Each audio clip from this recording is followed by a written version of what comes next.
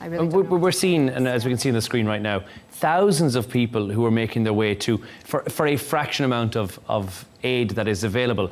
As a Palestinian seeing something like that and seeing your people suffer, what is your immediate reaction? Aside from horror at seeing scenes like that, what is your immediate reaction to seeing that and knowing that these people are desperately in need of food and aren't able to make their way to the front of the queue to get it? And even if they could, there's not enough there for everyone. I mean, gosh, I just, again, I really have no words, because it can be allowed in, we have, trucks of food sitting very close by, as we speak, that are not being allowed in, that are expiring. And we're seeing images of children starving. So I just really have no words, honestly. You'll have to excuse me, Jono, because there's just been a lot of talk and just no action. I just Absolutely. don't know what can be said at this so point. understandable.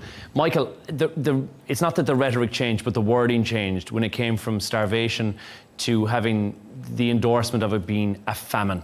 Not the endorsement that you want, but that kind of changed the public outlook, it seems at least. And we've had more of a hardline stance from the West, having sympathy on Gaza and trying to get aid in there as quick as possible since those words were used. Yeah, I think there's a couple of things that happened over the weekend. One, it was just recently the 40th anniversary of Live Aid.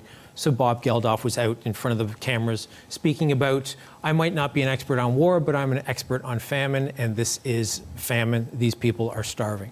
The other thing is that there were reports that within the military, the Israeli military, they said that there's no evidence that Hamas was stealing any aid. And then I think the third thing, and this is to Lubna's point, is that we all know when a politician is not being completely transparent. In this particular case, there's no arguing with the images that you see. The Israeli government may say that Hamas is stealing, and you don't know because you're not on the ground. But you can't argue with the image of a starving Palestinian child. And I think that's where the global community seems to be shifting. Add into the fact that the French president, one of the G7 leaders, came out and said, in September, we're going to recognize Palestinian statehood. Mm-hmm. And I think those are moments that have come together to help the global community recognize that there needs to be a lot more pressure put on, not just the Americans, but also the Israelis. Lubna, Saudi and France are pushing for this two-state solution as well, a two-state front. We have a pause of 10 hours now. Like we said, we're very hopeful that that will be extended. We're very hopeful we'll work towards some real diplomacy. Or do you think it's still a very distant dream? I mean, do you really think that we can have a two-state solution at this point? I mean, I thought anything's on the table right now. What the concern is that any sort of a break in the fighting indicates that we're moving towards some sort of a progress. Yeah.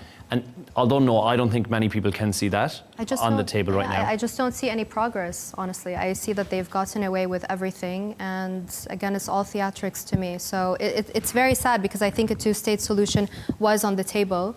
Before. We're past that point, you think? I think we're definitely past that point. Yeah, I think it'll be interesting to see where we move forward, what we're going to see. Are they going to relocate the Palestinians? What's going to happen to Gaza? It's a business project at the end of the day, right? I always say business and politics are one. So yeah, it'll be interesting to see where it's going to go, but I definitely don't think a two-state solution is on the table. Absolutely not. But I do think that, if the Israelis want to conduct business with the Saudis, which they do, the Saudis are the ones that are standing firm, saying, if we're going to normalize relations with Israel, then we need a two-state solution.